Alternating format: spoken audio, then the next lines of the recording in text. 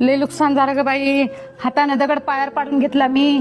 अगं आई तू टेन्शन घेऊ नको ग, हे आल्यावर मी सांगते की यांना बघू ते काहीतरी मार्ग काढतील. देवा काय सांगा, काय सुधरलं.